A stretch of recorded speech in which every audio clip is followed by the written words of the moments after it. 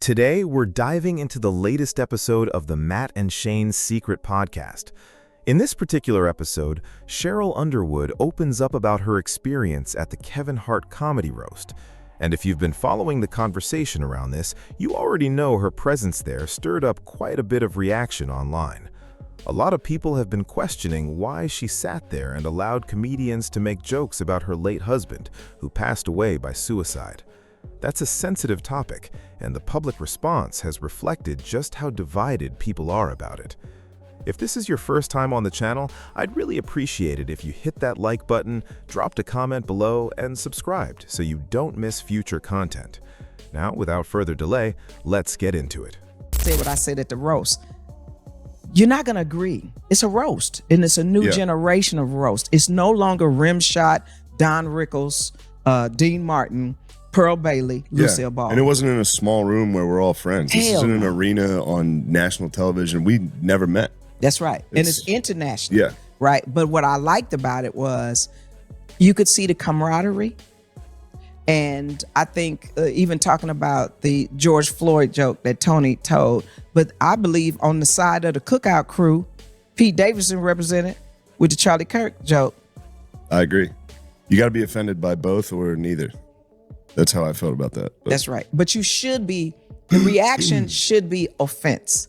The Floyd family should be upset. There should be a crew of people that are mad because that's the reaction you have, right? Because you're not thinking about freedom of speech. You're thinking about your brother who was murdered by a system. But on the same token, I tell people, it's a roast and it's a new generation of roasters because everybody's like, sure, how did you feel that they talked about your dead husband committing suicide? Okay, it really truly happened, and it happened over 30 years ago. Also, I called you. Now, people have every right to feel some kind of way about some of the jokes that were told at the Kevin Hart roast. Some of those jokes walked a very thin line between genuinely funny and outright offensive, and depending on where you stand, they may have crossed it entirely. So I can understand where Sheryl is coming from, and I can also understand why a lot of people in the black community took issue with what was said. And when it comes to the jokes about Sheryl Underwood's late husband specifically, look, that's a deeply personal subject. But here's something worth considering. Shane actually reached out to Sheryl beforehand and gave her a heads up that those jokes were going to be part of his set. She knew what was coming. If she had a problem with it, that phone call was her opportunity to shut it down. She could have said right then and there, don't go there, that's off limits. But she didn't. That tells you something about how comedians operate and how people within that world process things differently. The average person sitting in that audience hears a joke like that and is immediately uncomfortable, maybe even shocked. But for someone who has spent their career in comedy, the boundaries look different. What feels deeply inappropriate to an outsider can feel like just another moment in the craft to someone who lives and breathes that world every single day. Can I tell you honestly, and that's what I've been doing in the interviews, is telling people, listen, if they had not come with respect and said, these are the topics, but I didn't know what was going to be said, and I did not know that Tony was going to do the George Floyd joke. But when he did it, like I was over there like scribbling on paper and asking God, send me the response. Send me the response like the response to you. Send me the response, but I don't want to be mean-spirited. But with Tony and the George Floyd joke, my only feeling is if you don't have the right response that blows up the room even further, you've set back the cause. So sometimes it's say less. If you ain't got nothing good to cut his throat with, figuratively about comedy, shut the fuck up. Because you're gonna make it worse, in my opinion. What do you think? I agree. I think you nailed it. Yeah. I feel like especially with the like the late husband talk, it was like this deeply personal, like a tragedy. And the thing no one talks about is like, you know, that's like horrific to even think about, and to be up there and just like laughing and making like a joke. And to me, it's like a triumph where you're like, you rose above it.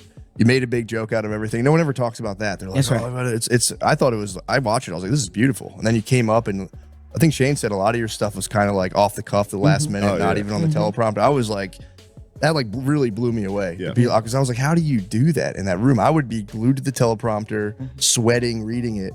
And to be like, all right, I have my own notes. I just formulated on a stage, on live TV, in front of an arena of people. I really was. I was like, this is amazing. Faith in God. Yeah. Ask God, send me the words. Feeling safe. Feeling like I'm not being attacked, so I don't have to be defensive. I don't have to be thin-skinned. At the end of the day, it's a roast. That's the format. That's the agreement everyone walks in with. And as Sheryl herself acknowledged, it's a roast. In that environment, people are going to go low. That's almost the entire point. And you also have to factor in the generation of comedians who are up there. Guys like Tony Hinchcliffe and that whole Rogan sphere crowd operate from a completely different mindset. These are younger comedians, people in their 20s, 30s, early 40s, and they approach comedy with a much more aggressive, no-holds-barred mentality. They see very few topics as truly off-limits. In a roast setting especially, the goal is total domination. You're not just trying to get laughs, you're trying to leave no one standing. You want to hit so hard and so fast that nobody even thinks about coming for you. And the only way to protect yourself in that room is to go after everybody else first. Now, could Sheryl have clapped back? Sure. But here's the reality. If she had tried to fire back and the joke didn't land, the conversation would have shifted entirely. Instead of people debating whether the roast went too far, they'd be talking about how she bombed. So in a lot of ways, staying composed was actually the smarter play. You can understand her position when you look at it from that angle. Say culturally, sometimes humor is the thing. It's the most uncomfortable humor that really kind of lessens the tension and the stress. When you say? Yeah, absolutely. Do you feel you've ever gone too far in something? Yeah, for sure. But then you're like, as soon as you do it in a club, as soon as you're wrong, you go, oh, shit. My bad. But I mean, puns are supposed to get groans. Scatological humor, shit jokes, they make you giggle like a kid. The analysis of humor is what I love. But if you dissect the joke so hard, it's like a frog. You got to kill it to dissect it. Yeah. But to me, for the people who are upset and on social media, I feel like you have a right to be that, because now I get to talk about mental illness in men, and specifically Black men, that men feel, I don't need therapy, I don't need this, I don't need that, right, in this society. But people say, well, how could you sit there? Oh, it was offensive. Well, don't be offended for me if I'm not offended, right. But be offended for your point of view, and you can have your point of view. And this actually connects to something a lot of you have probably already heard about. I've covered it in a few videos. Joe Rogan made some comments speaking on behalf of Theo Von, essentially suggesting that Theo is struggling mentally, that he's on various pharmaceutical medications, that his comments about Palestine showed he didn't really have a clear grasp of the situation, and that his thinking was all over the place. The problem is, that wasn't really Joe Rogan's place to say. You don't get to narrate someone else's mental state publicly like that. And Theo Von responded. He pushed back directly and made it clear that what Rogan said was inaccurate. He wasn't having it.